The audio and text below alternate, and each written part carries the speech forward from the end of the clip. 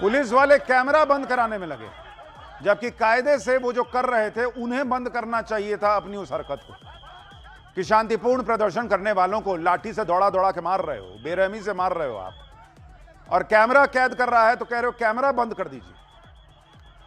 ये इसी देश में झारखंड में हो रहा है बॉस। ये सब तब हुआ है जब राहुल गांधी ने पहले ही कह दिया था कि छात्रों पर बल प्रयोग गलत है। झारखंड सरकार छात्रों की सुने। राहुल गांधी ने शाम को बयान दिया और उसके कुछ देर बाद छात्रों पर फिर लाठी बरसी बॉस। राहुल गांधी ने निंदा की छात्रों पर लाठी चलने की, और उस निंदा का बहुत बड़ा असर यह हुआ कि रात को छात्र फिर पीट दिए गए। सोचिए इनके बयान की क्या वैल्यू है इनके खुद की सरकार की नजर में। रांची में छात्रों के मार्च को लेकर राहुल गांधी ने कहा कि झारखंड में विरोध प्रदर्शन कर रहे छात्रों के खिलाफ बल का इस्तेमाल गलत है। छात्रों को शांतिपूर्ण विरोध का अधिकार है और बातचीत से ही समाधान निकल सकता है। झारखंड सरकार को इन छात्रों की बात सुननी चाहिए और हर समस्या का तुरंत समाधान करना चाहिए। राहुल गांधी कह किसको रहे हैं?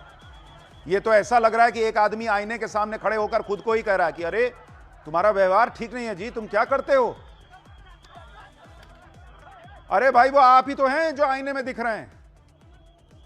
वो झारखंड में आप ही की सरकार है, आप बैठ के निंदा कर रहे हैं, और निंदा का असर यह है कि रात में फिर दौड़ा दौड़ा के इनको ठोक दिया गया।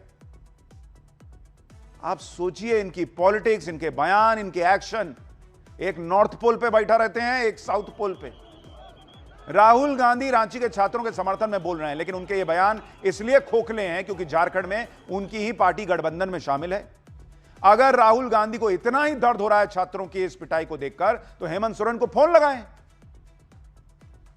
और उनको सीधे सीधे बोलें कि जंतर मंतर के मुद्दे पे मैं बहुत मुखर होकर बोल रहा हूं, मैं संसद चलने नहीं दे रहा हूं, मैं अमित शाह के बयान के बिना मानूंगा नहीं।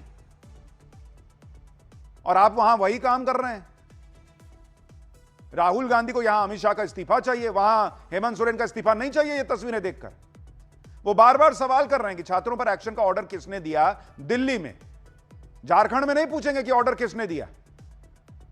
झारखंड के मुद्दे पर राहुल गांधी क्या बोल रहे हैं, सुनिए एक बार। झारखंड के छात्रों के लिए मेरा मैसेज क्लियर है। We condemn any violence against peacefully protesting students.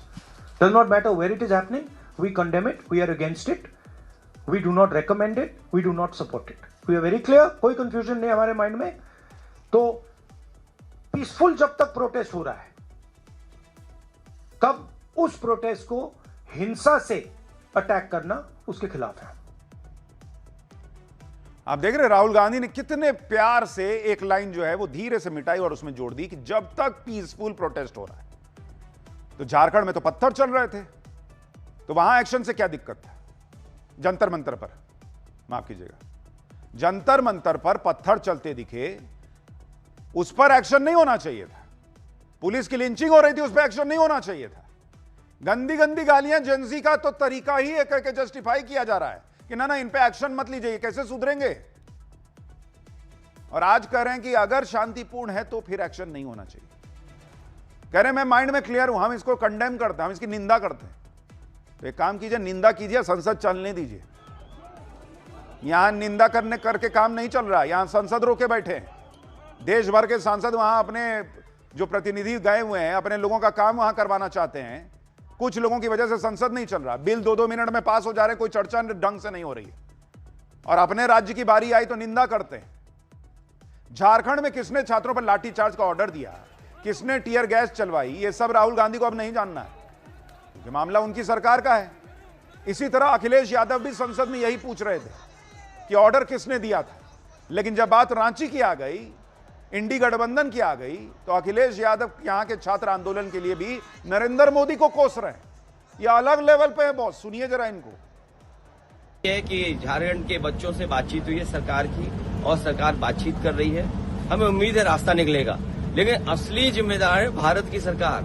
Bharat की सरकार ने क्या किया है झारखंड के लोगों को नौकरी देने के लिए? भाई भारत सरकार अगर कुछ काम अच्छा करती है तो स्टेट गवर्नमेंट को भी फायदा होता है, स्टेट गवर्नमेंट भी काम करती है। असली जिम्मेदार अगर कोई है बेरोजगारी के लिए और नौजवानों को उनका भविष्य अंधकार में डालने के लिए, वो भारत सरकार। आप सोचिए बॉस, आपके बच्चे का भविष्य खराब हो रहा है। ये लोग नरेंद्र मोदी से आगे बढ़ ही नहीं पा रहे, इनकी सुई नरेंद्र मोदी पर अटकी हुई। कह रहे हैं कि अगर नरेंद्र मोदी ने काम किया होता तो झारखंड में ये हाल ना होता। तो फिर एक काम कीजिए, झारखंड में राष्ट्रपति शासन लगा दीजिए, नरेंद्र मोदी यहीं से देख लेंगे। फिर किसी भी राज्य में फिर मुख्यमंत्री होता क्यों है जब सब नरेंद्र मोदी को ही करना है? क्या इन लोगों के लिए आपके बच्चे की तकलीफ, आपके बच्चे का भविष्य, किसी के साथ, महिला के साथ कुछ उत्पीड़न हो जाए, ये सब तभी मायने रखेगा जब वो बीजेपी शासित राज्य में होगा।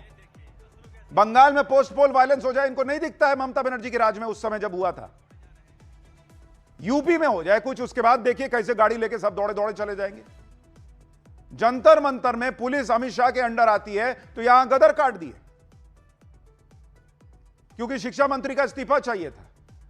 और झारखंड में इतने दिन से छात्रों के साथ ये सब चल रहा है और आज तो एक्सट्रीम ही हो गया। कह रहे नरेंद्र मोदी जिम्मेदार है। मैंने सोशल मीडिया पर झारखंड की एक लड़की का बयान सुना था, वो रो रही थी। वो कह रही थी कि हम लोग कीड़े मकोड़े भी नहीं हैं, कीड़े मकोड़े से भी खराब समझते हैं हमको। वो दिमाग से जाता नहीं है सुन के। क्या आप सोचिए लोगों का दर्द किस एक्सट्रीम पे चला गया है कि इस देश के नेताओं की पॉलिटिक्स उनको एहसास करा रही है कि तुम मेरी नजर में कीड़े मकोड़े हो।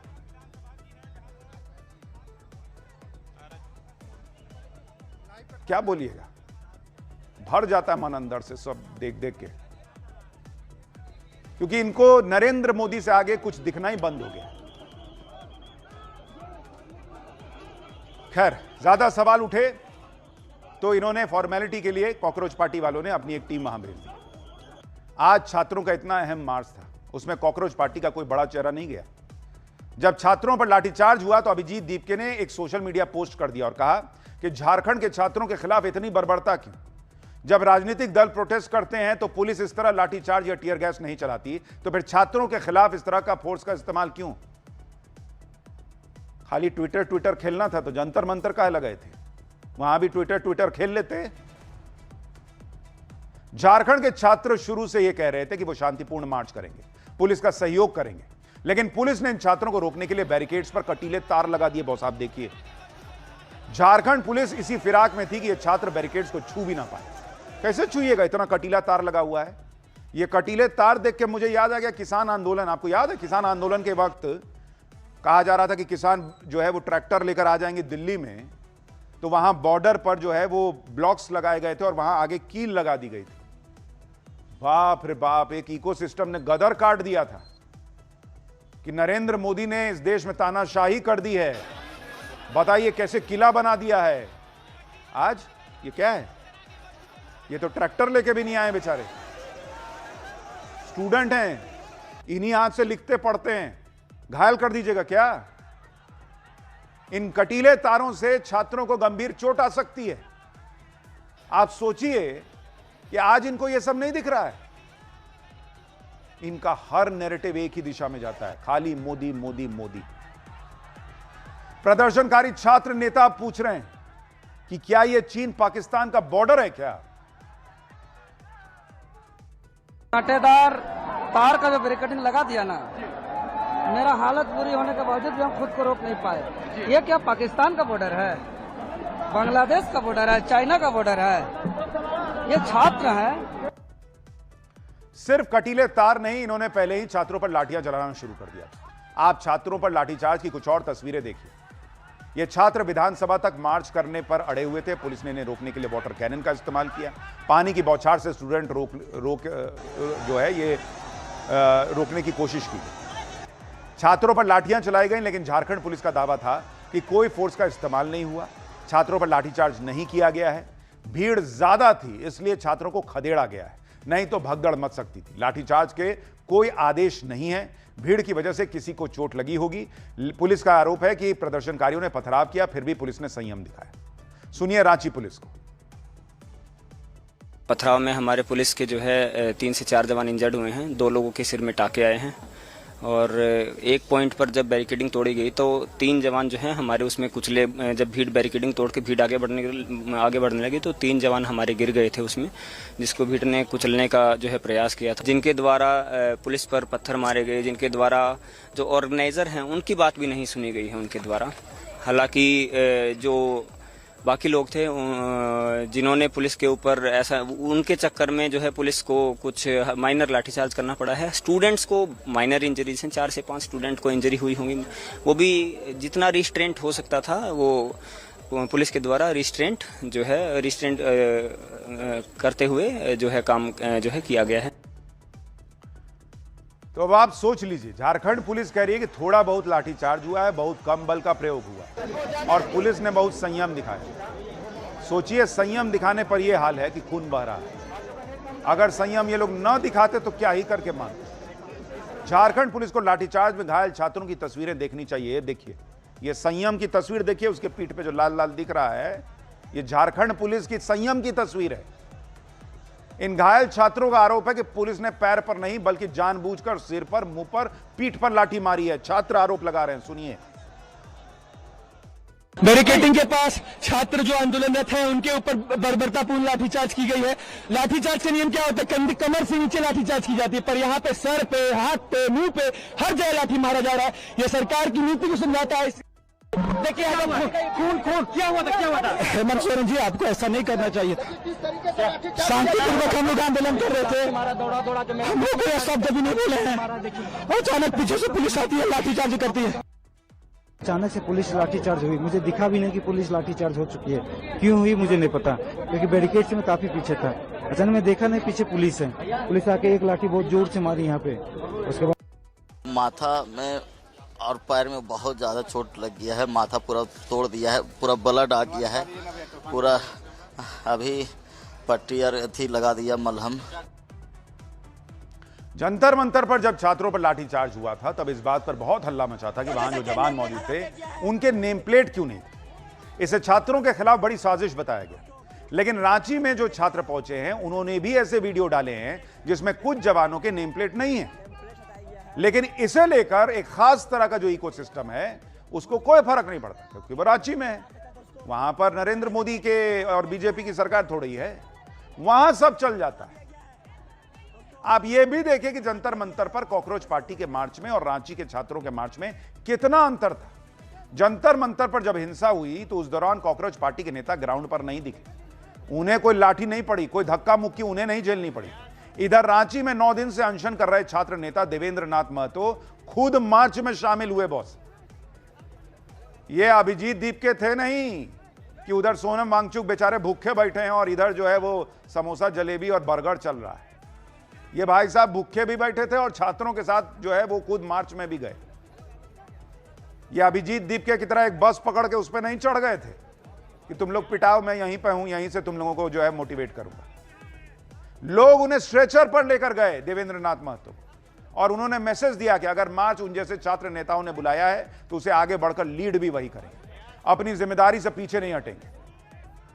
जंतर मंतर पर कॉकरोच पार्टी अपने ही बुलाए मार्च में भीड़ को संभाल नहीं पाई, ना उसकी जिम्मेदारी उसने आज तक ली। लेकिन रांची के छात्रों ने इस बात का पूरा प्रयास किया कि उनके आंदोलन में कोई असामाजिक तत्व ना आए, कोई हुड़दंग न करे। इसके लिए छात्रों ने वॉलंटियर्स की पूरी टीम बनाई, बकायदा बार बार शांति बनाए रखने की अपील की, जबकि जंतर मंतर पर पुलिस की, दिल्ली पुलिस ही कॉकरोच पार्टी से पूछ रही थी कि आपके वॉलंटियर्स हैं कहां। देखिए रांची में छात्रों के मार्च से पहले की यह तस्वीर। सारे लोग अलर्ट रहेंगे, कोई उपद्रव अगर बीच में मचाते हैं तो उन्हें आके प्रशासन के हवाले सौंप दे। टी शर्ट लेना काम नहीं है, वॉलंटियर का काम भी करना है भाई लोग। झारखंड के छात्रों से जो बर्बरता हुई उस पर झारखंड सरकार घिर गई है, लेकिन झारखंड मुक्ति मोर्चा का आरोप है कि बीजेपी के गुंडे इस मार्च में घुस आए थे। सिंपल, यहां भी अभिजीत दीपके ने यही कहा था, वहां भी वो यही कह रहे हैं, और वो कह रहे हैं जेएमएम वाले कि बीजेपी के गुंडों ने माहौल खराब कर दिया। जेएमएम ने आरोप लगाया कि बीजेपी के गुंडों ने पुलिस पर पथराव किया, उन्हें घायल कर दिया। इधर यह बवाल चला, उधर झारखंड लोक सेवा आयोग के पूर्व चेयरमैन एल ख्यांगते को गिरफ्तार कर लिया गया है। सीआईडी ने जेपीएससी पेपर लीक मामले में पूर्व चेयरमैन एल ख्यांगते को गिरफ्तार किया है। एल ख्यांगते झारखंड के पूर्व मुख्य सचिव भी रह चुके हैं। रिटायरमेंट के बाद पिछले साल फरवरी 2025 में इन्हें जेपीएससी का चेयरमैन बनाया गया था। इन पर जेपीएससी परीक्षाओं, खासकर 14वीं सिविल सेवा परीक्षा में धांधली और गड़बड़ी करने के आरोप लगे। Black listed company TSR data processing limited यानी टीडीपीएल को ठेका देने का आरोप है। आरोप है कि ठेका देने के बदले टीडीपीएल से 2 करोड़ रुपए और 20% कमीशन की मांग की गई थी, जिसकी जांच चल रही है। सीआईडी ने अभी पुष्टि नहीं की है। 22 जुलाई को जेपीएससी परीक्षा धांधली मामले में सीआईडी की छापेमारी के बाद एल ख्यांगते ने इस्तीफा दे दिया था। ख्यांगते ने कहा था कि निष्पक्ष जांच के लिए इस्तीफा दे रहे हैं। इनसे अब तक 4 बार पूछताछ हो चुकी है और अब इनकी गिरफ्तारी हो गई है। इस मामले में यह अब तक की 20वीं गिरफ्तारी है। जेपीएससी पेपर लीक मामले में 3 और सदस्यों ने भी अपने पद से इस्तीफा दे दिया है। इस्तीफा देने वालों में अजीता भट्टाचार्य, अनीमा हंसदा और जमाल अहमद का नाम शामिल है। डॉक्टर अजीता भट्टाचार्य जेएमएम महासचिव सुप्रियो भट्टाचार्य की पत्नी है, जो सीएम हेमंत के बेहद करीबी और भरोसेमंद बताए जाते हैं। डॉक्टर अनीमा हांसदा जेपीएससी की पहली आदिवासी महिला सदस्य हैं, जिनका इस्तीफा हो चुका है। Doctor Jamal Ahmed Saint Columba college में उर्दू विभाग के अध्यक्ष थे। इन्होंने रिजाइन कर दिया है। बीजेपी ने जमाल अहमद पर आय से अधिक संपत्ति जुटाने का आरोप लगाया है। इधर झारखंड में छात्रों ने मोर्चा संभाला हुआ है।